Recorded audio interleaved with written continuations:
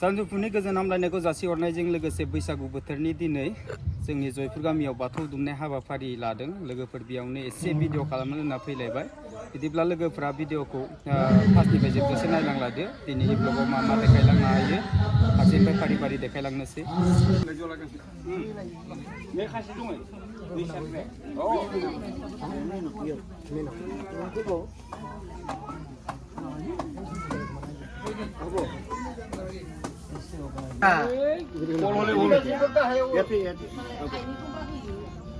जरा गोलैबानो जायो।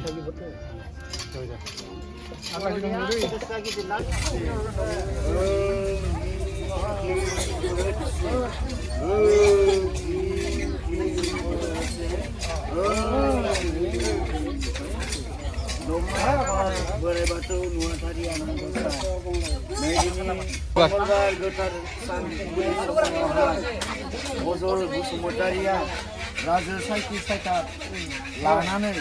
जोंनि गोदानै बाथौ दुमना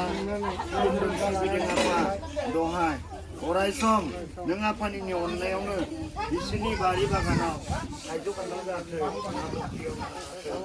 मोसौ गलियाव मोसौ जाथो, माइ बाख्रियाव माइ जाथो, माइरं माइहेन्दोआव बिमा माइनावा माइरं महर जानानै आबुङै थाथो। अराय सम नों आफानि अननायावनो रायजो राजाखौ लानानै बाथौ देवारिखौ गोदान दुमनानै दिनै आर'ज नों आफा बोराइ बाथौनि नामै जों आर'ज गायनो आखायाव लादों। नै अजय बिनि साननाया सोरखिनो हाथों। बसुमतारिनि साननाय फारिलाइफोरा अराय सम जाफुंसारो। अजय बसुमतारि दिनै टाउन सहर थाङो बेरायो, हाग्रा हामा थाङो, बेयावबो मोजाङै मोजां नों आफानि अननायाव मोजाङै मोजां थाखा फैसा उन्नत खालामनो हाथों, खामायनो हाथों, बे न'खरखौ जोंथा माथा खालामनो हाथों। अजय बसुमतारिया अराय सम नों आफानि अननायावनो आलो गोजोन थांनानै थाथों।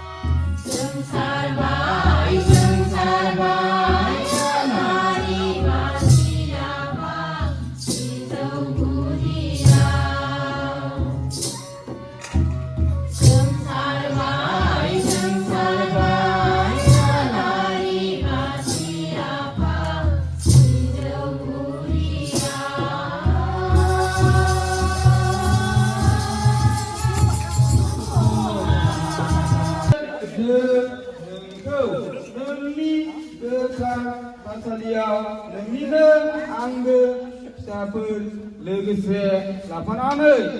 जयपुर गामिनि रायजो राजा बिथां अजय बसुमतारीनि नखराव बाथौ दुमनायनि मुङाव आरज गाबनायाव माबाफोर गोरोन्थि जादोंब्ला नों आफाया निमाहा होनांगोन गोसो गोरबो बावनानै नोंनिनो सोरजिनाय बायदि बायदि गोदै गोथाव फिथाइ सामथाइ बिबार बिलाइ बावनायखौ खुलुमबाय सिबिबाय गोसो गोथारै हे आफा सोरजिगिरि दिनै जोंनि नोंखौ हांख्रायनायाव खुलुमनायाव बावनायाव सिबिनायाव थालांनाय गोरोन्थिफोरखौ निमाहा होदो आफा नों जोंखौ नोंनिनो फिसा होनना आनज्रायदो आफा नों निदान आफोद खैफोद बुहुमनि सानथ्र'हायै सुथुरनिफ्राय जोंखौ अननानै बोर होदो जोंनो अराय सम ग्रोम ग्रोम आलो आलो रायजो मोनजानायनि गोरों गोरा गुनि गियानि जानायनि दैदेनलांदो जोंखौ अराय गोथार गोथों आरो गोजों लामाजों दहाय आफा बोराइ बाथौ दहाय आफा बोराइ बाथौ दहाय आफा बोराइ बाथौ दहाय आफा बोराइ बाथौ दहाय आफा बोराइ बाथौनि जय आफा बोराइ बाथौनि जय आफा बोराइ बाथौनि नै दिनै बसुमतारीनि नखराव बाथौ दुमनायनि जय आइ बिमा माइनावनि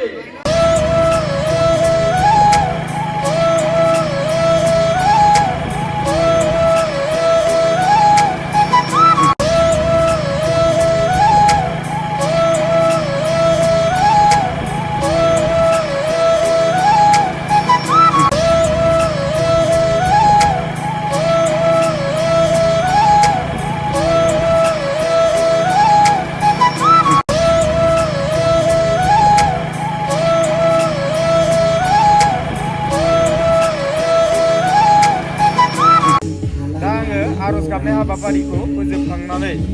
ड्रेस सोलायनानै बगिनोदेयाव मोनसे हाबा जानो फैदों लोगोफोर बिदिब्ला बिनि नुथायखौ एसे नायना लादो लोगोफ्रा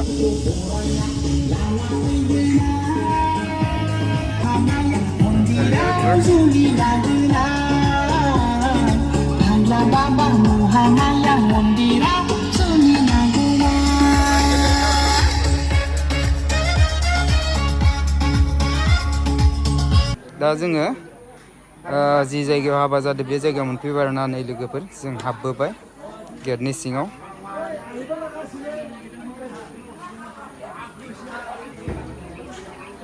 नैबे बिथाङाथ' जोंनि एके डिस्ट्रिक्टनि नाथाय धेमाजि डिस्ट्रिक्टनिफ्राय लखिमपुर डिस्ट्रिक्टआव फैनानै गोथार जुलियाव माबायदि मोनखौ गोसोखौ एसे नैबे बिथांजों रायलायनि आं आब' सोमोन्दो जायो दे आब'जों एसे रायलायनि दिनैहाय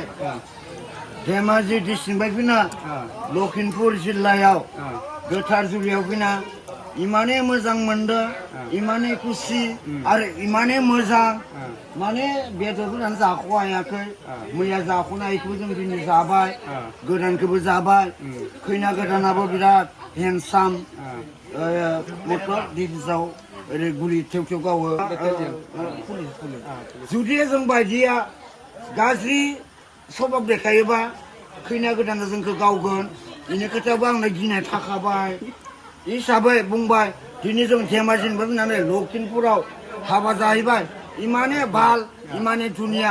इमाने समायना इमाने मोजां हिसाबै आं मोजां मोनदों बेदर फिसा जाख'हाया जुमाय लाल गोजा लोंख'हाया बे खोथाखौ बुंबाय आरो आंनो मोनबाय गोसो दं दा दसे न' लोंगोन जों दसे उनाव जों धेमाजियाव थांगोन जोंना गारि दंखासै जोंहा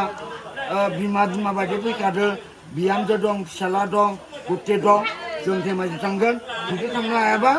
लखिमपुरावनो थागोन बेखिनिखौ बुंनानै दोनथ'बाय जोंना बिथाङा एसे धेमालियै बुंबाय जाहाथे लोगोफ्रा गाज्रि मोननो नाङा मानो होनना बुङोब्ला एसे लोंनाया बारा जाबाय गामियावबो जोंहा बाथौ दुमनायनि एसे मोनसे खामानि दंमोन इयावबो एसे लोंबाय आरो नैबे गोथार जुलियावबो फैनानै बिथाङा एसे लोंबाय जाहाथे धेमालि खालामनानै बुंबाय लोगोफ्रा जेबो गाज्रि मोननो नाङा बिदिब्ला जोङो दा थांगोन दरा गोदान आरो खैना गोदानजों एसे सावरायहैनि फैना नोङो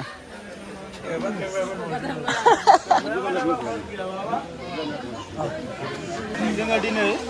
लखिमपुर डिस्ट्रिक्टआव फैनानै हाबा जाफैबाय नैबे बिथाङानो आरोना आंनि फंबाय जायो बिथाङा आंना धेमाजि डिस्ट्रिक्ट नाथाय नैबे फंबायना लखिमपुर ओमफ्राय उन्दैफोरनाथ' क'क्राझार खोमा आं क'क्राझार होननाय खोनादों दानि एसे सोंनाय फिन्नायबो खालामदोंमोन बेनिफ्राय बिदिब्ला एसे फंबायमोनजों रायज्लायना लानि खुलुमबाय फंबाय बेनिफ्राय दासान्दि बर्थमान खबरफ्रा मोजाङै गोदोनि जाथि खुरमा हाबा बयबो नुजाफैखो लोगो बन्धुनिफ्राय लानानै जाथि खुरमा गासिबो मोजाङै नुजोबदों हाबायाबो खोब मोजां जालांबाय गामिनि रायजो राजा सेंग्रा सिख्ला बोराय बुरै बयबो जिबायदि बिबान होनाय बायदि हाबाफारि बायदि गावनि खामानिखौ बयबो मोजाङैनो माने गाजा गोमजायै मावफुंनायनि थाखाय आं सेटिसफाइ बिराद मोजां मोनदों आरो लोगोसे नोंथां आदाखौबो इनभाइट खालामहरनो आंनि न'सिम फैनायनि थाखाय गोजोननाय मोनदों आंबो गोबां मोजां मोनदों बिराद गोबाव जाबायमोन लोगो मोनलायैया दिनै लोगो मोननानै मोजां मोनदों नोंथाङाबो आंखौ बिदा हिसाबै हांख्रायबाय लेंहरबाय बेनि थाखाय नोंथांनिसिमबो रोजा रोजा साबायखर थाबाय नोंथाङा आंखौ बे गोथार जुलियाव आलासि महरै बा बिदा महरै लेंहरनायनि थाखाय नोंथांनिसिमबो रोजा रोजा साबायखर थाबाय जागोन दे बिदिब्ला ना दे उन्दैफोरनाथ' क'क्राझारावसो होन्दों ना क'क्राझारबाथ' बिराद गोजान माथो आंना धेमाजि नैखौ फंबायना लखिमपुर नोंना क'क्राझार बिराद गोजान माथो अननानै आदानि सिगांखौ साबसक्राइब खालामना होदों आंथ' साबसक्राइब खालामफेरनो आंखौ गोदोनि थाखाय सिगांनिफ्रायनो आंखौबो खोथा बयनिखौबो साबसक्राइब खालामनांगौसो आङो दे गोजोननाय थाबाय आदा दे होमबा ना जाबाय बिदिब्ला जोङो बेनिफ्राय बिदाय लाथ'नोसै लोगोफोर आरोबाव मा मा देखायलांनो हायो लोगोफ्रा जाहाथे नायलांबाय थाबानो जाबाय आरोबाव फारि फारि देखायलांनो नाजागोन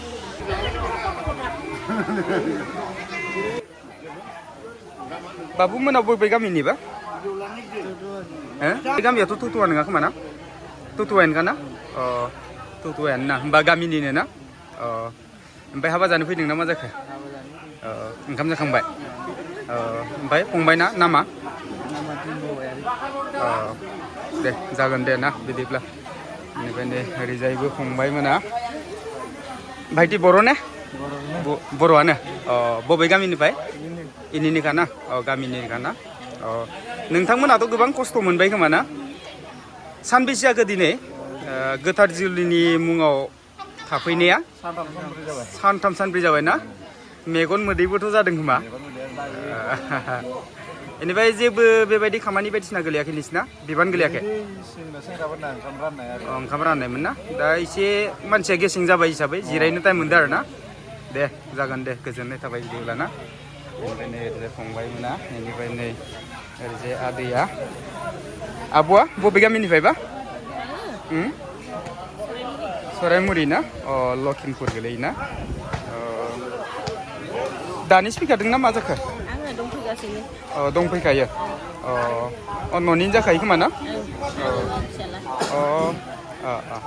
माने बिब' फंबाय जालायो आरो ना दे जागोन दे बिदिब्ला ना बेनिफ्राय नै ओरैजाय आब'मोना বাইদ' ক'ৰ পৰা আহিছে আপুনি মইনাপুৰা ন ওচৰতে চাগে ন ইয়াৰ পৰা বিয়া খাব আহিলেগৈ ন দে হ'ব তেতিয়া ন ধন্যবাদ থাকিলে बेनिफ्राय नै ओरैजाय হ'ব बर' ना बबेनिफ्रायबा आदाया उत्तर फुलाबालि ना बेनिफ्राय बेसे गोजान जायोबा 3 किल'मिटार जायोना एरियाथ' बगिनदीनि गोलैयोना बगिनदী गोलैयोना इबो बेनिफ्राय नोंसिनियाबो ना एखेयानो ना दे जागोन दे बिदिब्ला ना गोजोननाय थाबाय ओमफ्राय नै ओरैजाय जोंहा नै आदैया आदैनिनो फिसाज्ला Ade, खुलुमबाय दे आदैनाथ' दा ना जि गोथार जुलि जादों ना जादों आदैनि माबाना इयो सेथि फिसाज्ला खोमा ना सिटि फिसाला इनिफ्राय बिहामजोखौ बबेनिफ्राय लाबोदोबा आदैया क'क्राझार क'क्राझार ना क'क्राझार बेसरगावनिफ्राय लाबोदों क'क्राझार बेसरगाव खिनपुर डिस्ट्रिक्टनिफ्राय क'क्राझार बा बिराद गोजान माथो माजों लायनायबा आदै बिहामजोखौ मा गारि स्कर्पिय' स्कर्पिय' माथो दामि गारि लायदोंबा फैनायाव बड'लेण्डजो बेनिफ्राय स्कर्पिय'आवथ' बारा बुरजा मानसि जाया आरो गंसेबाव गंसेनि नामखौ मिथिया ओरैनो होमबाथ' दामि गारि ना मोननैबो क'क्राझार इउनिभारसिटिनि एसे थांबोनानै मेडिकेल कलेज खाथियाव नङा मेडिकेल कलेज खाथियाव ना बेनिफ्राय बेसे गोबाव नांनायबा क'क्राझार मोनहैनो थाखाय 10-11 घन्टा 10-11 घन्टा ना ओजोंनो बेबायदि गोथार जुलिनि माबाफोरखौ नियमफोरखौ खालामखाना हरनाय जादों खोमा ना ओमफ्राय इयाव कल जास्ट माने रायजोखौ रिसिपसन हिसाबै इयाव बानायनाय जादों आरो ना आरो बेवहाय जोङो मैया फुंनि 11ता बाजायाव बिहामजोखौ सोफैबाय सोखांनायनि उनाव दावदैनि सुनायनि जोंहा नियम दं बर'फ्रा बेबायदिनो माइनाव हेरियाव फज'खाबाय मन्दिर खाथियाव फज'खानानै बेवहाय आर'ज खनबाय दोंबा आर'ज खनखांनायनि उनाव माइनाव थिसनबाय बिहामजोनो जोंनि बिहामजो फिसाखौनो माइनाव थिसननो होबाय बेवहाय माखासे रंजासुलिफोरा रंजाबाय आर'जबो खनबाय बेबायदिनो थिसनबाय मोनाबिलि बेनि 5तासो बाजायाव आलासिफोरखौ थिनहरबाय आरो थिनहरनायनि एसे आगोलाव निरिक बसनाय दंमोन बेखौबो बसबाय निरिक बसना जोबनायनि उनाव बिदिनो फिसाजो एबा बिजामादै बुजायनाय दं बेखौ मावनानै बिथांमोनखौ जों थिनहरबाय बिदाय हरबाय बेनिफ्राय हाथा खुरनाय हाबाफारियाथ' दं खोमा बेनि उनाव 8तासो बाजायाव हाथा खुंबाय हाथा खुंना रंजाबाय मोसालायबाय बिहामजो खुरनायखौ बिहावफ्राबो जाबाय जोबोद गोजोननाय थाबाय आरो दे जागोन दे बिदिब्ला ओरैजाय थांनि नै आदा बाजिमोन जेसे रायलायनि आदा मोना बबेनिफ्रायबा क'क्राझारनि गामियाव मावो आङो इयावनो मावो ना स्कुलाव मावो टिचार ना मावो होमबा इयावनो थाखायो ना थायो होमबाथ' माबायाबो इ न'खराव जि बिहामजो लाबोदों बिबोथ' नोंसोरनि क'क्राझार डिस्ट्रिक्टनिनो जाहैबाय एसे खाथिफोर जायो नामा 7 किल'मिटार जायो 7 किल'मिटार ना ओरैनोथ' जेनेबा गामिनि नामफोरखौथ' मिथिखालायो खोमा ना बेना बेसरगाव जाहैबाय सालाकाति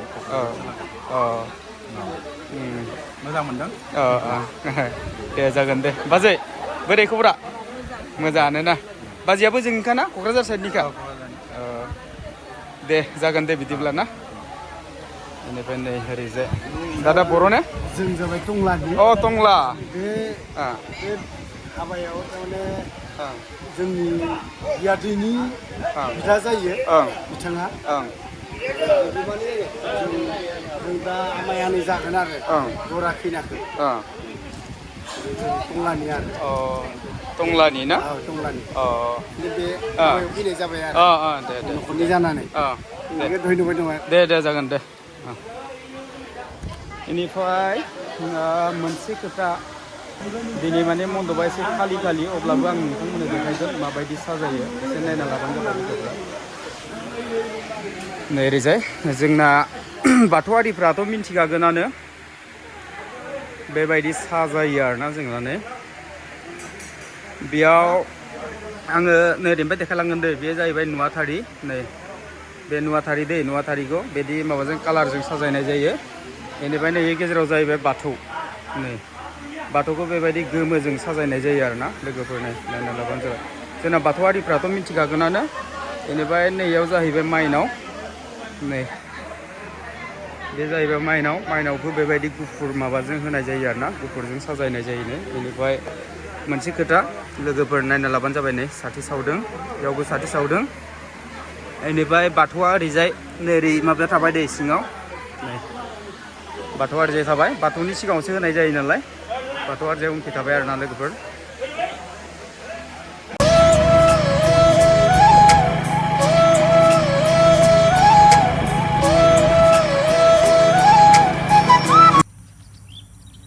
दिनै नेक्स्ट डे लोगोफोर मैया मोनाबिलि जानायनि जाहोनाव भिडिअनि जोबनाय बाहागोखौ खालामनो मोनदिया ओमफ्राय मोनसे खोथा लोगोफोर नोंथाङा जुदि बोरैबा धीरेन बसुमतारी इउटुब चेनेलाव गोदानै हाबसन फैफ्लांदोंबा धीरेन बसुमतारी इउटुब चेनेलखौ साबस्क्राइब खालामना होबानो जाबाय लोगोसेनो भिडिअखौ मोजां मोनदोंब्ला लाइक खालामना होदो शेयार खालामना होदो कमेन्ट खालामदो